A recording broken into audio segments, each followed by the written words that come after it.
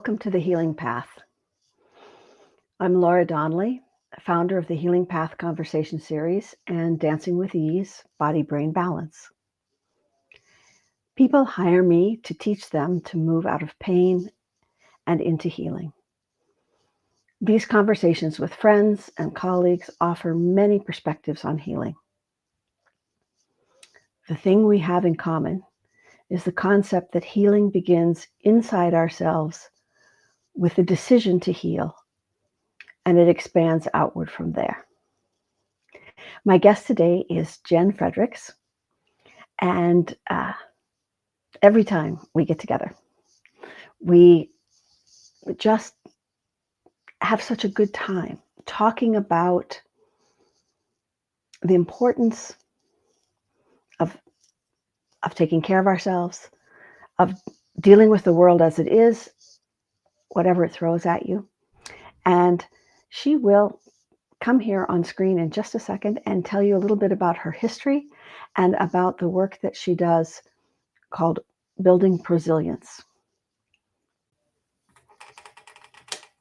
Hi, Laura. Hi, Jenn. I'm so glad you could come and share today what you're doing and how you do it and why you do it. And why I do it. Well, thank you so much for having me on. It's, as you said in the introduction, anytime we talk is a highlight. So thank you for having me on the Healing Path. I'm glad you had time to come and visit and share, and also to, first explain what prosilience is, which, sometimes a word makes so much sense to me that I think I know what it means. But then I'm like, maybe I better look this up.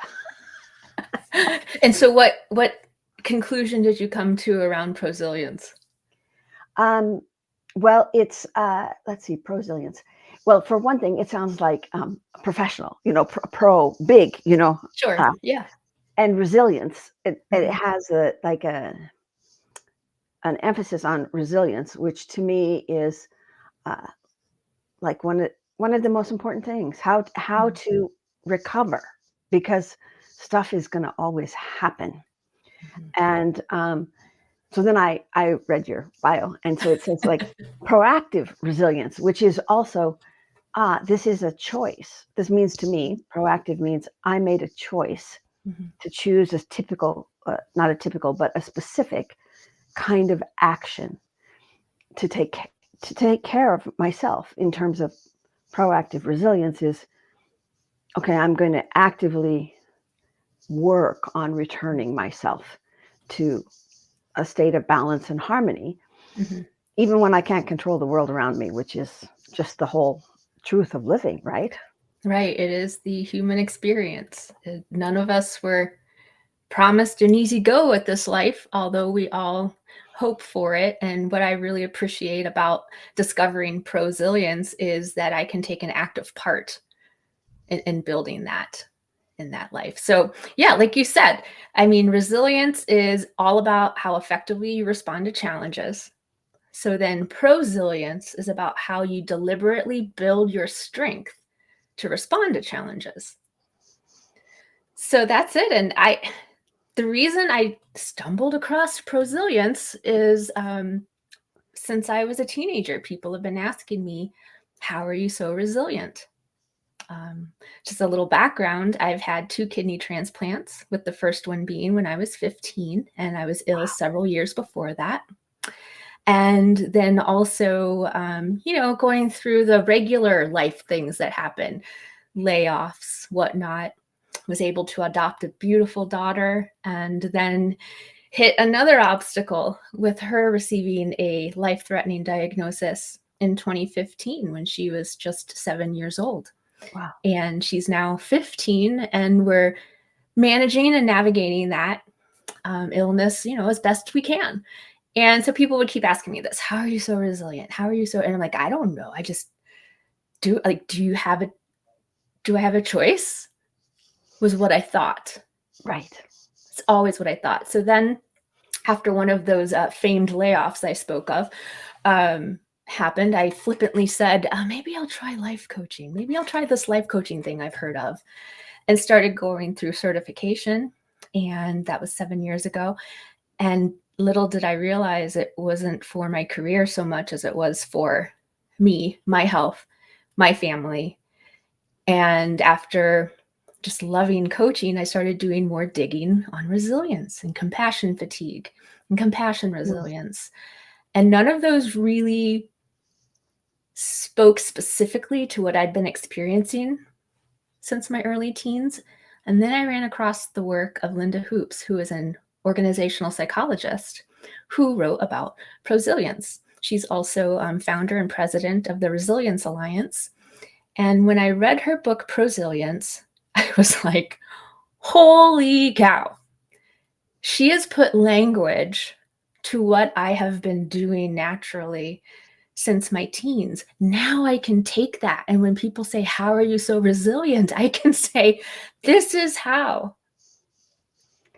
It's amazing. It a lot of times we stumble on things when life pushes us in a direction, or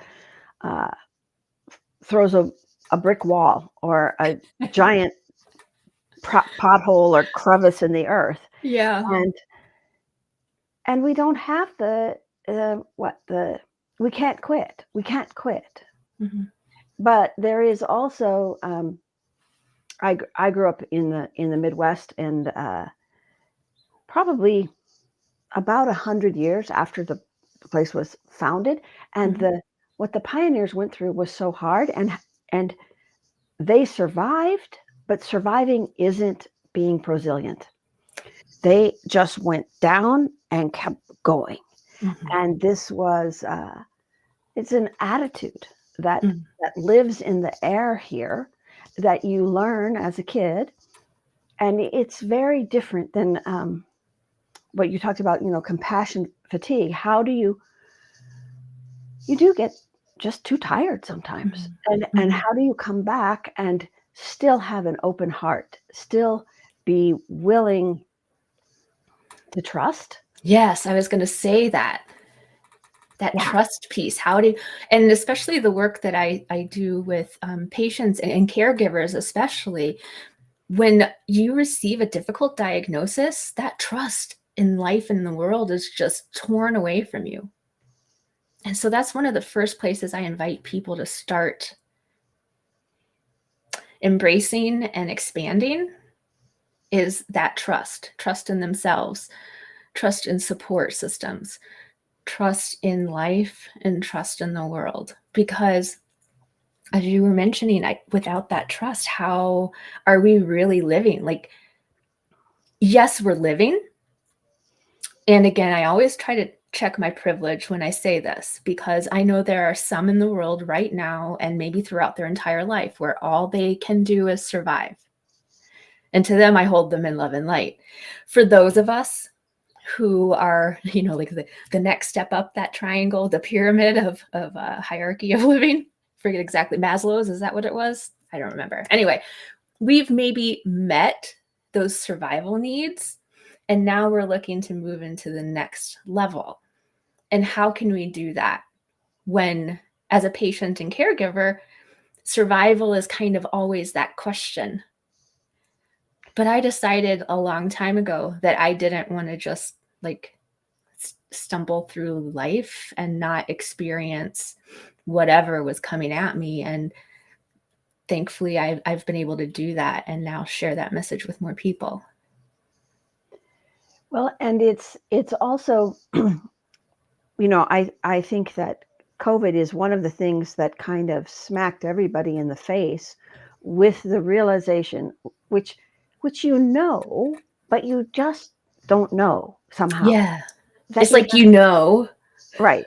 Conceptually, conceptually, I'm going to die someday. Right.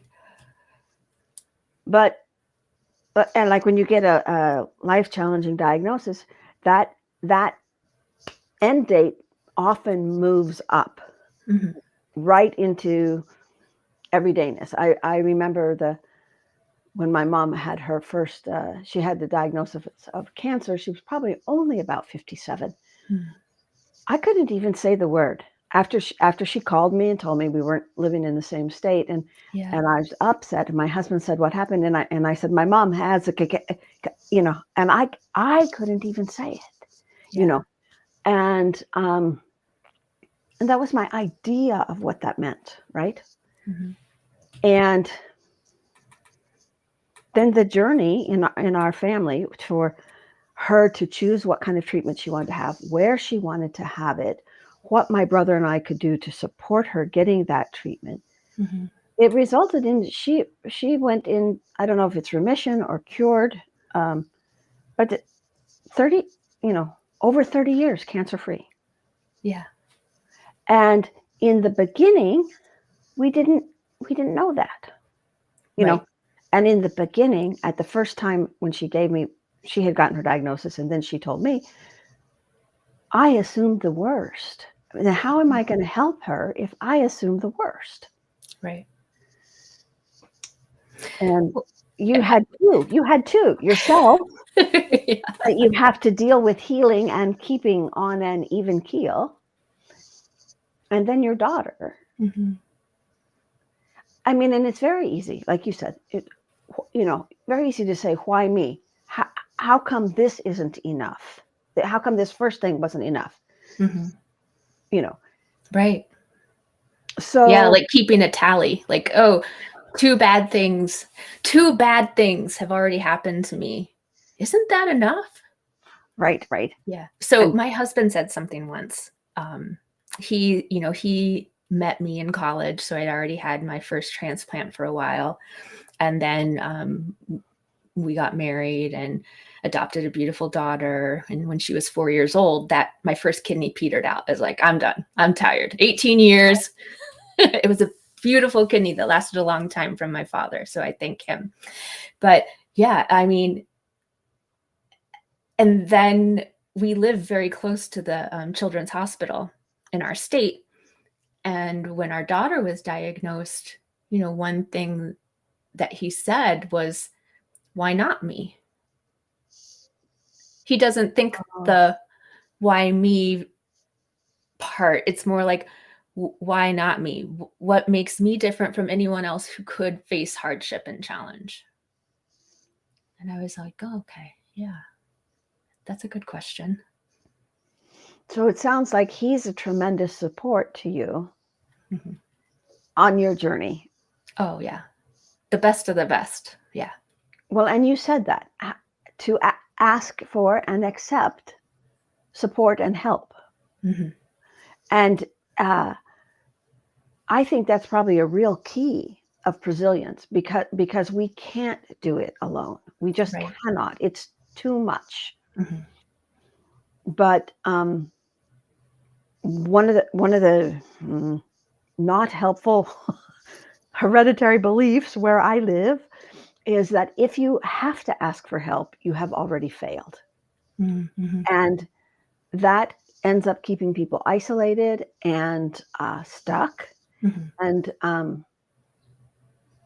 And what I know from knowing you is that one of the things about Prosilience is that you're able to move. Hmm. This was a good path before, but this is maybe not the best path now. And then open to possibility. What might be a better,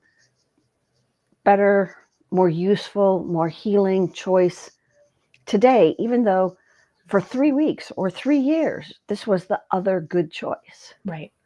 Yeah. And so there are 4 building blocks to Prosilience and building, personal resilience. And the one that's coming to mind right now when you're talking about that is where we choose to flex our resilience muscles or characteristics. So, one of the core beliefs of Prosilience is that we are all born with the seeds of resilience within us.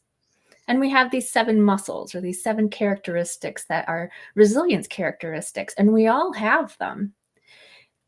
In a challenge, we may have ease of access to a specific one Ah, or a couple versus others. And one thing I love about this framework as well is because you know how much I love energy. There's also a building block that talks about managing energy. So managing your physical, mental, emotional, and spiritual energy.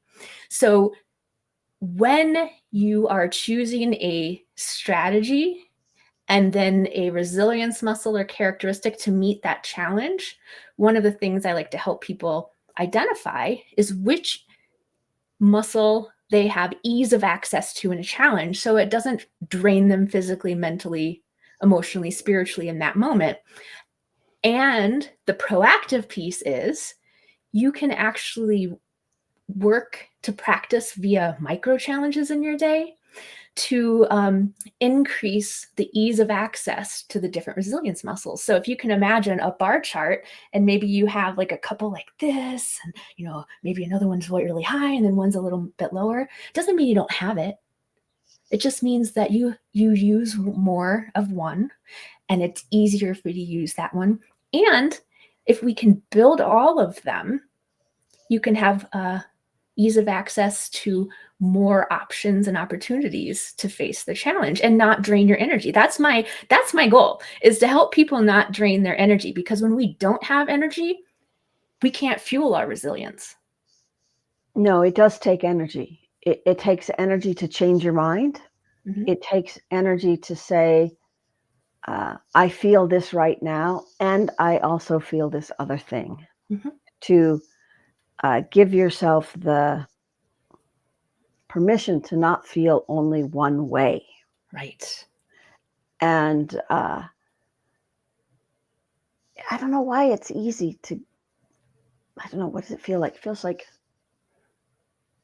rocks, maybe rocks setting on you, maybe. Mm-hmm. And they feel heavy, and it makes it hard for you to move, or even if you're just carrying a backpack full of rocks, you don't have much flexibility of movement. Mm-hmm. So you put them down. And then you have space and energy and time to move. And sometimes that's hard, And Yeah. So let's see, caregivers are unique. Yeah. And patients are unique. Yeah. And do you work with a lot of family caregivers? Because that's also another level of Right. And when I speak of working with caregivers, it more so is the family caregivers. Those of us that are looking for support and a light on a path of how we can continue this marathon. Like, so my daughter's diagnosis is a low-grade brain tumor. So this is a lifelong chronic illness that my husband and I, and whoever else is in her life, will be supporting her on. And so we need to find our way to keep our energy, and our way to not worry about uncertainty that could be coming without draining our energy. Worry is not a very good use of imagination, especially when you live with chronic illness. So that's why when my daughter was diagnosed, I had already been in the medical system and through 2 kidney transplants. The beeps of hospital machinery calm me. Oh, wow. It's so weird. Like, I can go to sleep. Like, we lived in the hospital once for a month with her, and anytime something would alarm, I'd just get up and walk over and see the light and know to call the nurse. Or maybe they would have told me what button I could push until they come. So it was a very different experience for me than those families I saw walking down the neurology floor for the first time. And that was one of the inspirations for me wanting to find a way to support caregivers, because, and rightfully so, they all looked like deer in the headlights, not knowing what to expect, not knowing what to do, not knowing what's coming down the road.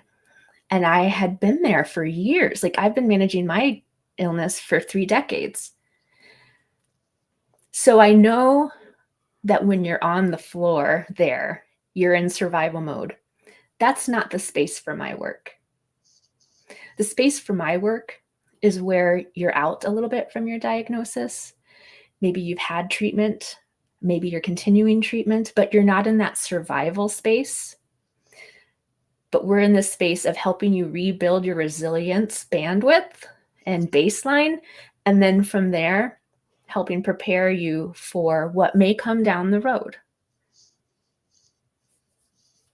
Right. That's a tricky, yeah, you're right. We, when I worked with my friend, Imogen, we had a group called Caregiver Central, which was an online support network for caregivers. And we had identified like an arc of caregiving.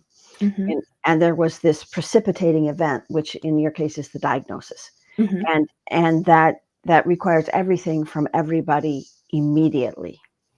You know, what are You we just going to take do? all of your energy, no matter what it is, and you just throw it at that.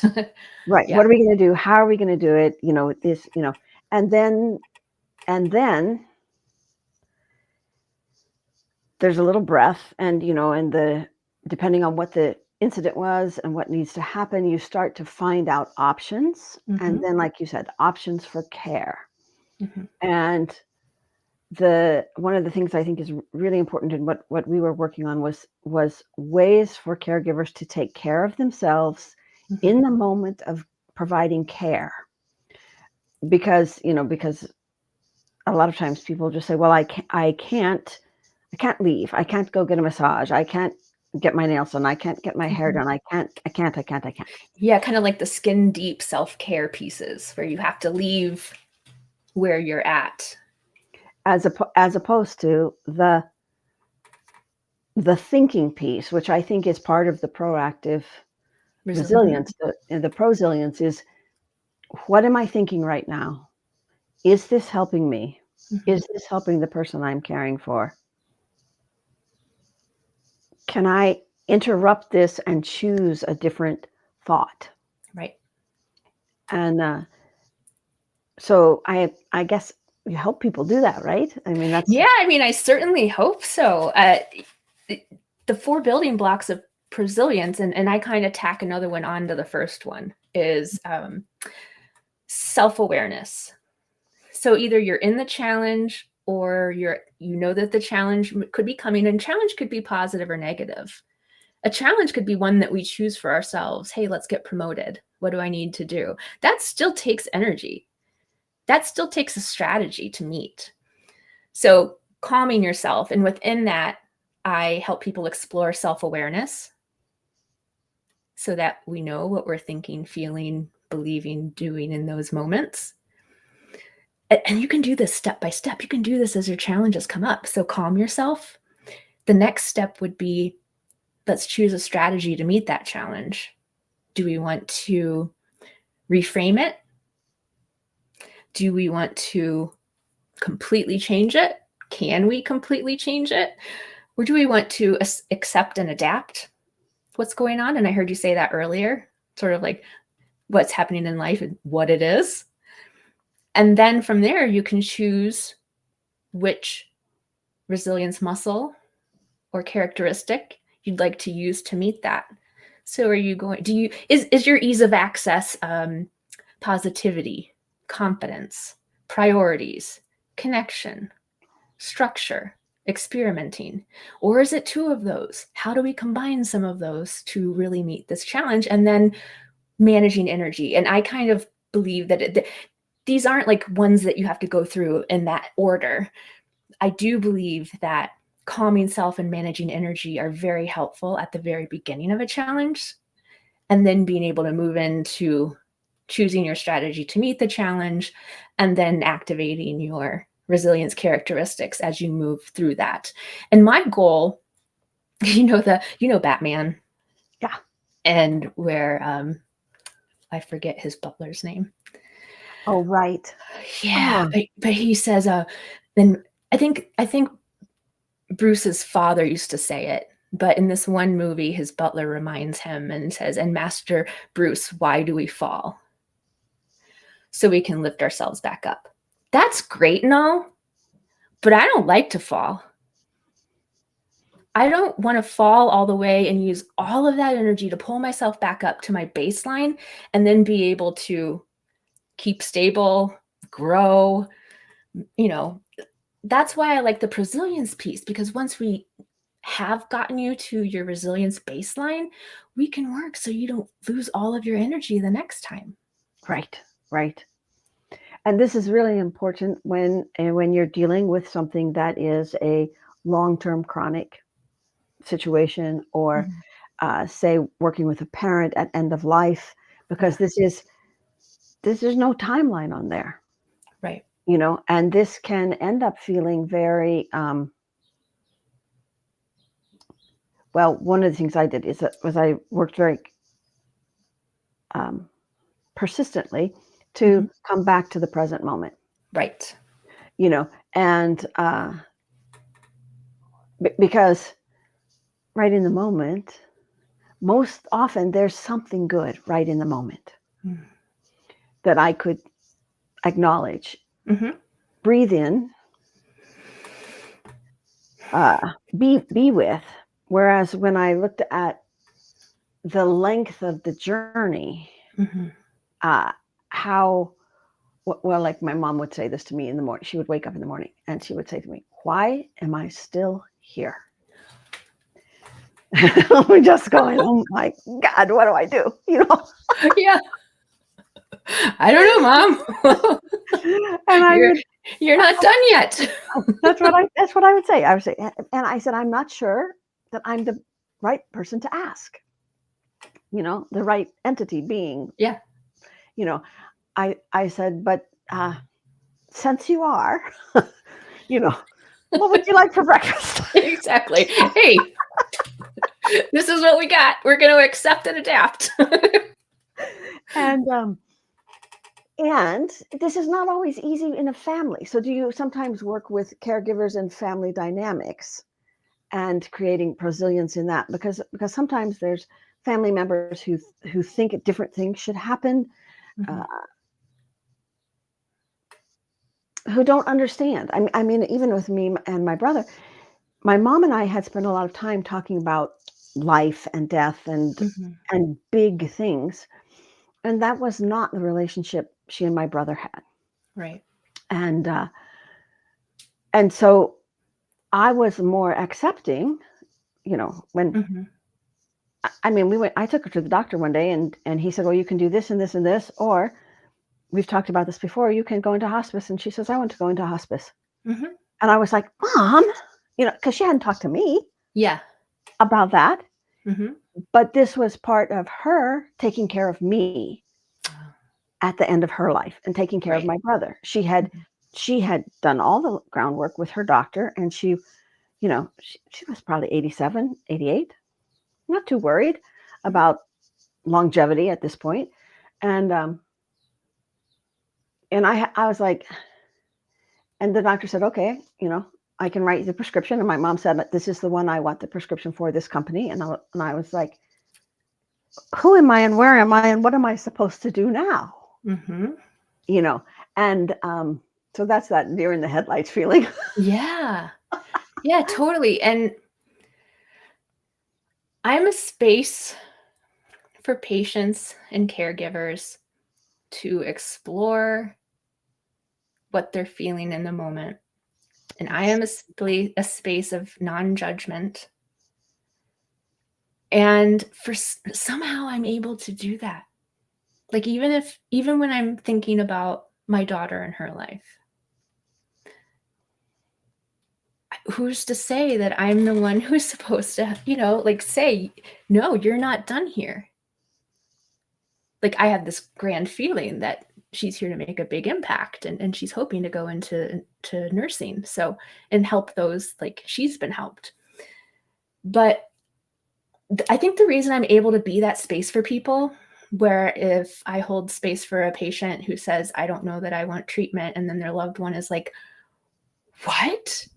Like, I need to be that space for whoever I'm working with, for the patient, and then have, a loving conversation if they want me to with their caregiver. But the reason I think I'm able to do that is because I've developed a very different relationship with death and dying, I think, than most people have had the opportunity or space or want and desire to do. But I also took a lot of time to prepare myself. What happens if I pass away? How am I going to be okay with this, with my husband and my daughter, and me leaving them behind? And that goes back to one of my core beliefs, which is everything is energy. And even though, my vessel wouldn't be here, like I'd be here, my energy would be here, it would be around. And so that's one way I'm able, I think, to hold that space for people, so non-judgmentally. And also the fact that we're all here and having our own journey. And I think sometimes we forget to honor that. That's really important.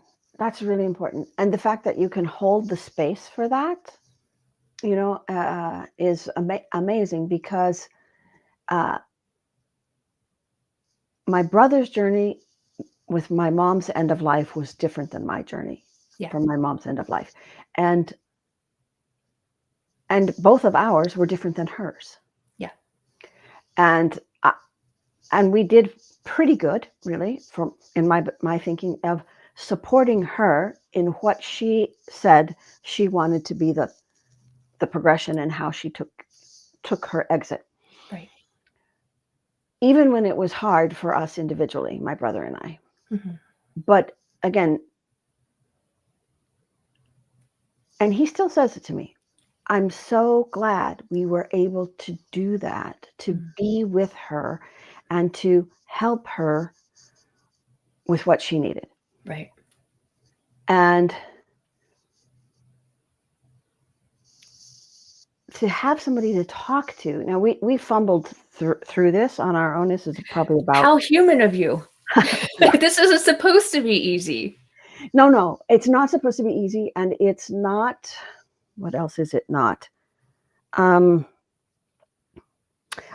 It is, though, I think, an opportunity for each person to go on their own healing journey through this. At one point, my brother was trying to keep my mom engaged in things she had been interested in her life. And I said to him, she's tired. She doesn't want to do that. Yeah. And he's like, I'm having trouble with that. Yeah. And I said, yeah, me too. Mm-hmm.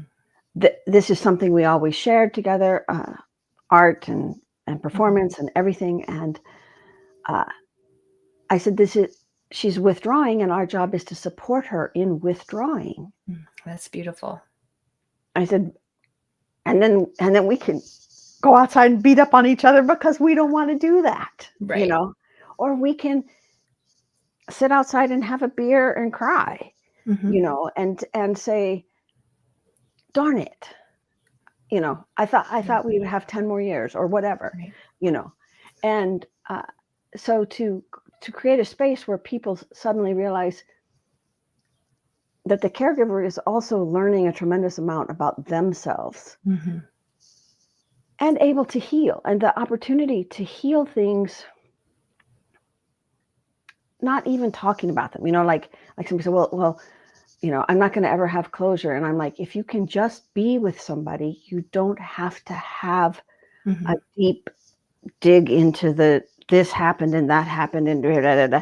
I said, just be there with your heart, with that person. And you don't know how energy. You don't know what heals sometimes. You don't know. I mean, it's like I tell people, you get a cut and then it somehow makes a scab, and then the scab falls off and there's a little scar, and then the scar is gone. How did that happen? How did your skin do that? It did it because it's natural to us. Right. Yeah. And also, who's to say, like when someone talks about after a life-changing diagnosis, like, I want to heal. I always try to be very intentional and deliberate. Okay, how do you want to heal? Do you want to heal so that you remain here on earth and continue to experience life in this way? Or is your healing moving on to the next realm, the next form of energy that we're to take.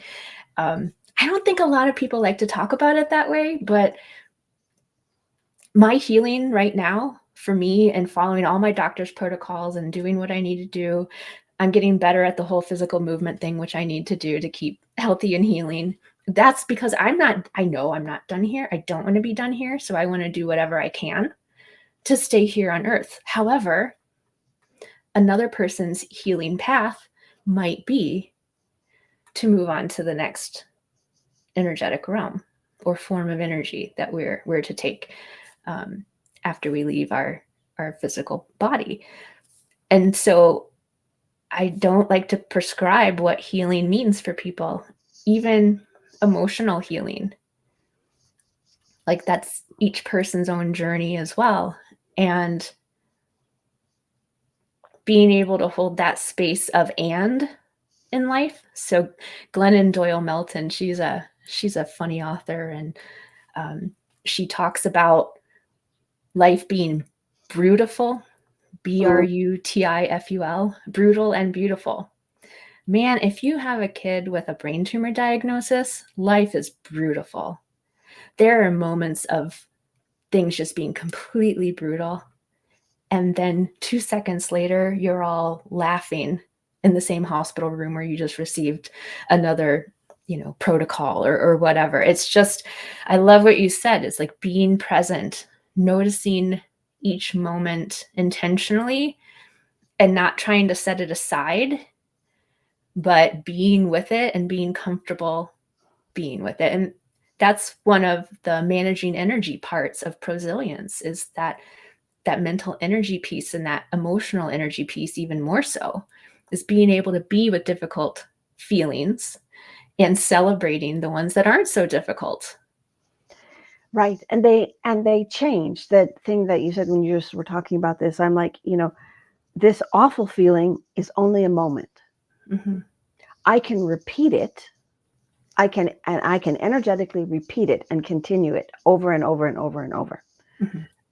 Like hitting your thumb with a hammer. Yeah. I can hit it again and again and again.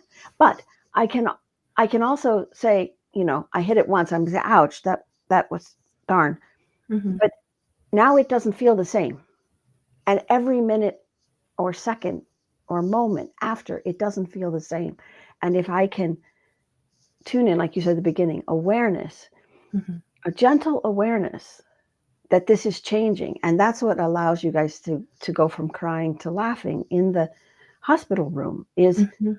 the laughing moment is not the crying moment. Right. Something else happened, and you left the crying moment behind for the time being. Right. It's not abandoning that feeling. It's not bypassing that feeling. It's not calling in toxic positivity.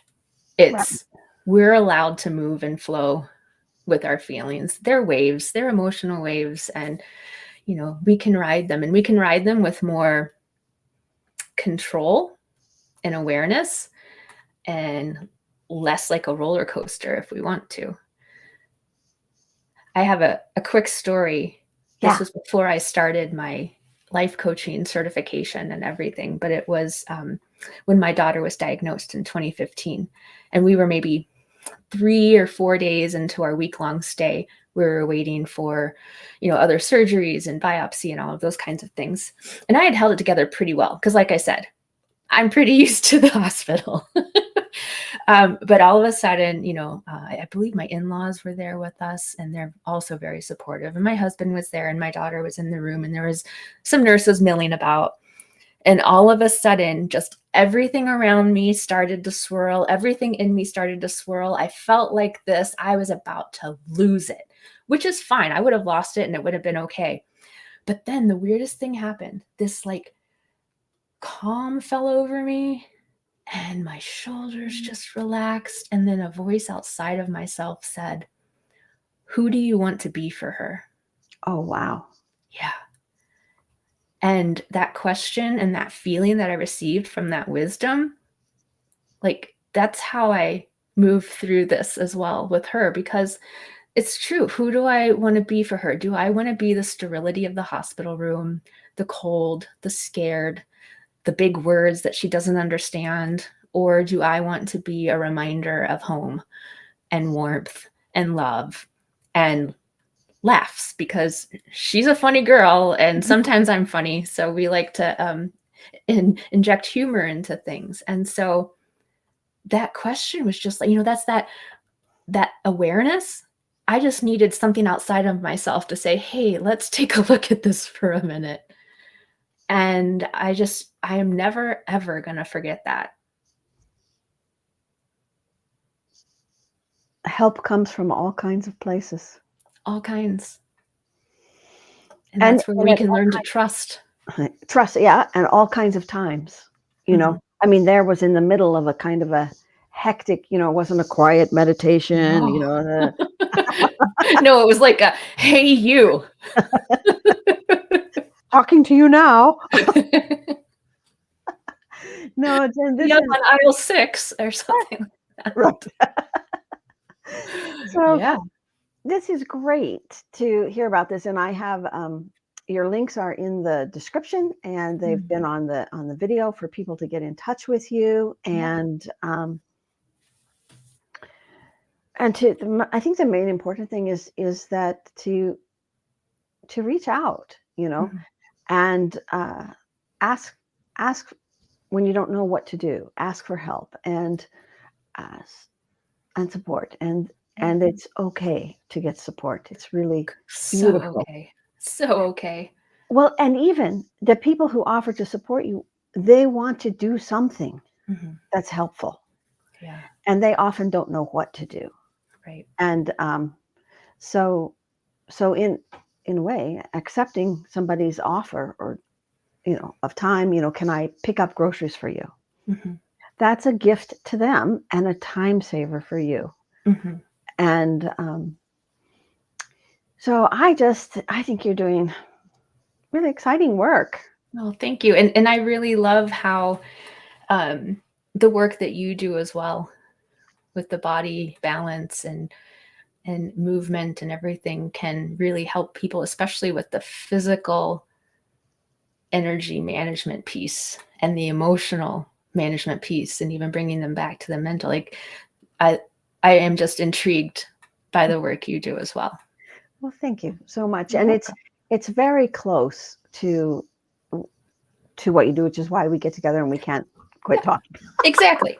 Well, and it's so funny because you know what? We're all here to do, I think, work that's connecting everyone to oneness and to healing. And it just needs to be shared in different ways because people respond differently to different modalities and different messages and different words. And so the more that we can all get together and share and see how much alike everything is, and it can be said in different ways or experienced in different ways, is some of the most important work.